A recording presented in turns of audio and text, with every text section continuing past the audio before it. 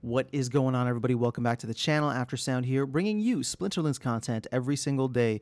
We also stream right here on this channel every Tuesday, Thursday, and Sunday morning, so come by and say hello. All right, guys, I had this idea for a tournament series, and I wanted to present it here to you because I think there may be an opportunity, if people like it, where we could massage it into a proposal potentially.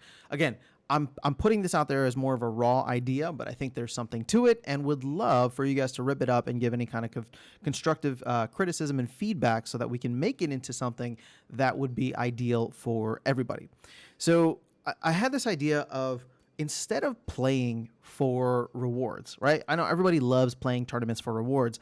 What if we had a tournament series that was ongoing that gave people titles? And so the thing with these titles is maybe you could make it that they're only or purely cosmetic. These would be not even common titles. They would just be whatever you want to call them. People could use them, but they wouldn't give you even value in game. Now, I'm only saying that because I don't want people to think like, oh, you're just trying to devalue titles and, you know, there's going to be too many titles for land and blah, blah, blah. Sure. So if you want them to make them common titles, you can make them common titles. If you want to just make them cosmetic, that's fine. I really don't care.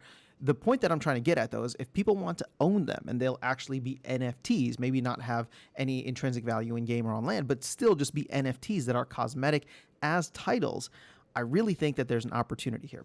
So let me just give you the rough idea for it. And it's basically, once Rebellion is out, we will have the Summoner Tactics, and I really think that we could make an event out of the we'll call it like out of like the live tournaments rather than doing the anytime tournaments, and I really think that we should focus on it.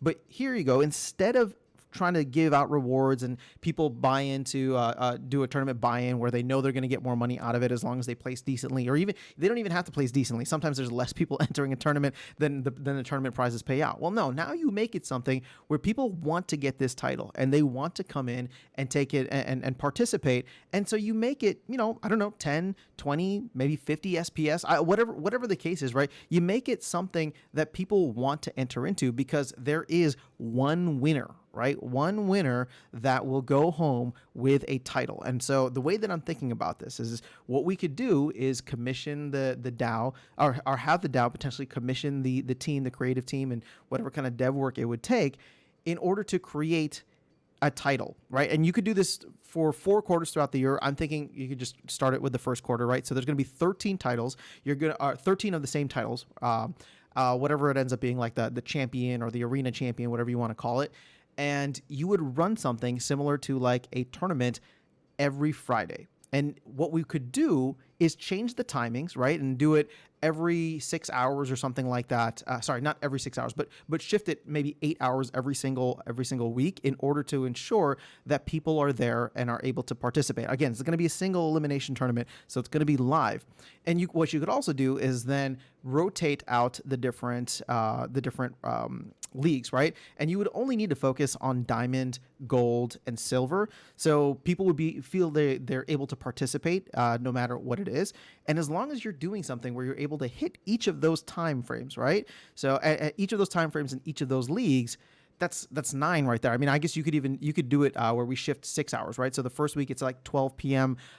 Chicago time, 6 p.m. Chicago time. The next time we do a diamond tournament, 8 p.m. or not.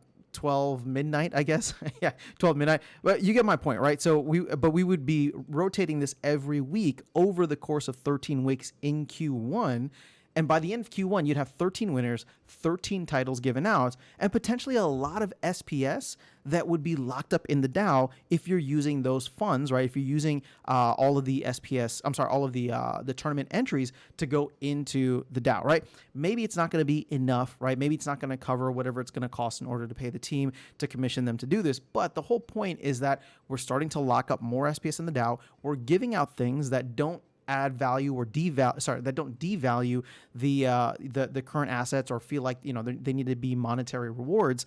And you can do it where it's like super scarce. There's only going to be 13 of these titles. And the reason I picked 13 is because I'm like, we could do this on a quarterly basis where every week you have Friday night Splinterlands or Saturday night Splinterlands, whatever you want to call it.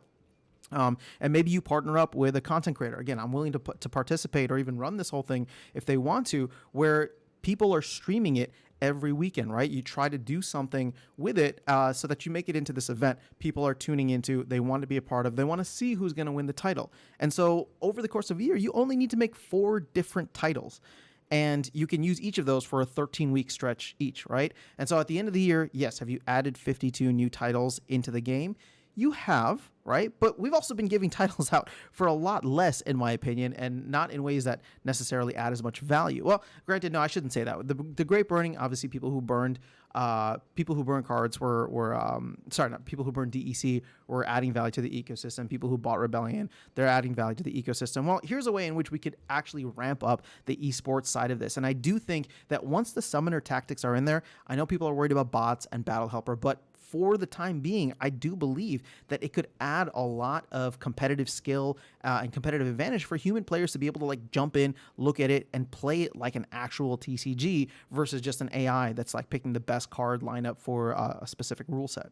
So overall, that's kind of like my pitch here. And again, it's not perfect, but I'm just throwing this out there because I really think that there could be something done with tournaments, and we could utilize the DAO and the funds in the DAO to commission the team to design 4 different titles. And again, I don't even know how much it's going to cost for the team. Maybe they would do it pro bono, but at this rate, I don't know that we should be getting into a more formal relationship between the DAO and the team. So it's just like, hey, if creative is going to come up with 4 different things, or at least one different title, or one title, I should say, then whatever the case is, whatever they need to make that happen, whether it's the creative side or the dev work in order to add that title to the game, because once it's added in, then anybody can go out and create the tournaments, right? Maybe this is something that Weirdbeard or Claymoin, if they end up in the position, they'll be able to create these, help host them, do all these things. Now, what I'm trying to avoid getting at here, and I know some people will bring it up, so I'm not opposed to this, but for those who bring up that these should be ghost card tournaments, that could be interesting too, right? But I genuinely think that now that Weirdbeard is gone, nobody's really championing ghost card tournaments anymore. So again, could it be cool if we do maybe 1 or 2 of them ghost card tournaments? Yes. Can we do all of them ghost card tournaments? Maybe. But again, I don't want to make that the central point of this. The central point is that we should be doing more tournaments that have non-monetary prizes, because I think if you give away cosmetic style things that people can have for their game, their profile, stuff that they can show off and flex, to me, that adds way more value. And for someone like myself that loves participating in these things, I'd be willing to pay 50 SPS. Hell, I'd be willing to pay like 100 SPS, especially right now, because it's like $1, right? SPS is down to a penny at this point. Now, again, maybe you'd have to adjust the prices if SPS starts to go up. But my whole point is that you get a couple people that start to participate and play in this every week and just get involved with it.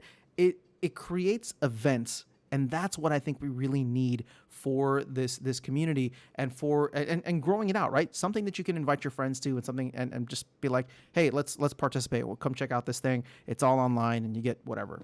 But that's just my thought. I really, you know me, guys. I'm really bullish on tournaments. I'm always trying to figure out ways in which we can add value. And now that the DAO is someone entering into a more formal relationship with the team, I'm trying to think, and not just that, but like, we may have a DAO employee very soon, or employees. I'm really trying to think of like, how can we take this to the next level now that we'll have people there that can be the voice inside for us, that can be the facilitators of this in certain aspects, and really try to add value to the community through the competitive nature of this game, which I argue that is its competitive advantage across a lot of the other games out there in the play to earn ecosystem. The 2 things that I think Splinterlands has going for it are the fact that it is a solid strategic card game that people enjoy the meta of, and it has a very interesting or dynamic, robust game economy built around it. Now, other games are starting to catch up, right? And all the games are looking really good and really polished.